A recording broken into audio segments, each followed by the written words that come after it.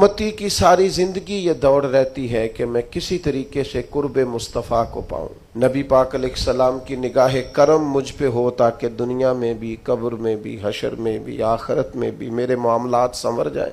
तो ये बहुत बड़ी सआदत मंदी है किसी के लिए कि हुजूर उसे अपना महबूब कहें और क़यामत के दिन उसे सबसे ज्यादा करीब बिठाएं। तो करीम फरमाने लगे, तुम्हें पता है मेरा महबूब कौन है और क़यामत के दिन मेरे सबसे ज़्यादा करीब कौन होगा?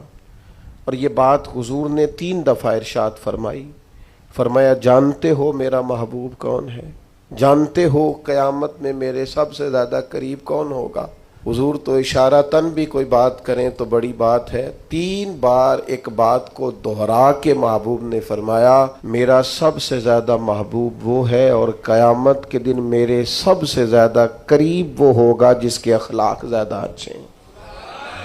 सारी मेहनत अपने जाहिर पर न करें, सारा वक्त कपड़ों को सजाने संवारने में न गुजार दें, सारा टाइम अपनी तस्वीरों को दुरुस्त करने में ज़ाया न कर दें। अपने रवैयों को, इखलाकियात को, अपने मामलात को, अपने उठने बैठने को, अपनी रोज़मर्रा की ज़िंदगी को अच्छे तरीके से आरास्ता करें, मुज़य्यन करें।